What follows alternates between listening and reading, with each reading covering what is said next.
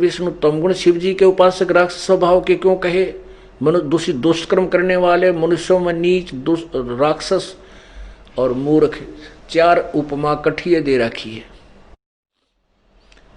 अब जैसे ब्रह्मा जी की उपासना की थी हिरण्यकशिपु ने, रजगुण ब्रह्मा की, और हिरण्यकशिपु ने ब्रह्मा की साधना करके उनसे सिद्धियां प्राप्त की। अपने ही पुत्र भक्त प्रहलाद का शत्रु बन गया और वो राक्षसी कर्म किए, उस बच्चे को मारने के लिए उन्होंने कलम तोड़ दी।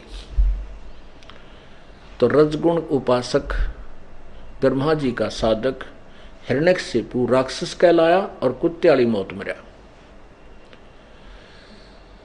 भगवान शिव जी के उपासक तमोगुण के कौन? रावण था। रावण ने वो राक्षसी कर्म किए, राक्षस कहलाया और कैसे दुर्गति से उसकी मृत्यु हुई।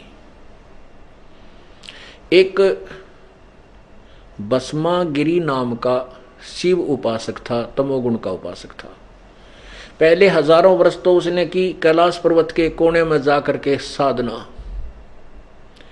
फिर भगवान शिव जी यानी तमोगुण शिव की द्वार के सामने आकर के ऊपर न पैर नीचे न सिर, सिरासन पर 12 वर्ष तक साधना की, तप किया। एक दिन पार्वती ने कहा कि हे महादेव जी, आप तो समर्थ प्रभु हैं, ये आपका भिखारी क्या मांगता, आपका सेवक, इसको प्रदान कर दो। अब भगवान शिव ने कहा कि मांग भस्मागिरी, तू क्या मांगता है, मैं तेरे से प्रसन्न हूं। अब वो भस्मागिरी के अंदर के दोष था? भस्मागिरी के अंदर ये खोट था वो कि मैं भगवान शिव जी से भस्म कड़ा प्राप्त करूंगा। भगवान शंकर के पास, शिव जी के पास एक कड़ा था, भस्म कड़ा। उसमें इतनी शक्ति थी कि किसी के सिर पे ऐसे करके यूं कह दे भस्म, तो वो राख हो जाता था जल के।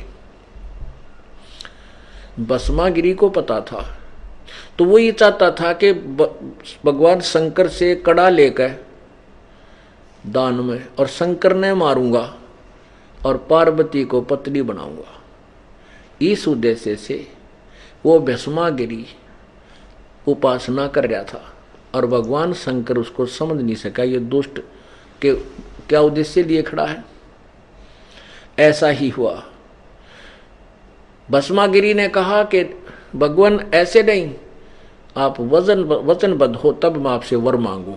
शंकर जी क्योंकि ये देव पद पर है, इनमें छल कपट नहीं है, बहुत कम है, नहीं है, नाम मात्र है।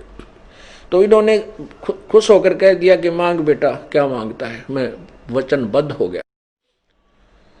भस्मागिरी ने कहा कि ये कड़ा दे दो, भस्म कड़ा। अब भगवान शंकर ने सोचा भी साधु संत है, जंगल में रहता है, अपनी रक्षार्थ मांगता होगा। निकाल के वो कड़ा अकेले पुत्र। अब जो उस पुत्र के हाथ में आया, कड़ाते ही ने वो बदल गया आंख। अकेले शिव जी बोले, होशियारी, तुझे मारूंगा और पार्वती को अपनी पत्नी बनाऊंगा। अब बता, खड़ी आपत्ति ऊपर आ पड़ी। अब भगवान शंकर ने डांक ठोक दी। अब क्योंकि जान सबको प्यारी है, क्योंकि ये जीव संज्ञा में है। ठीक है, 3 लोक के मालिक बनाए हुए हैं, एक विभाग के, ये अपनी पुण्य से बने हैं। जैसे आपने पढ़ा था कि ये काल कहता है कि जो तुमने है, ये तीनों ने,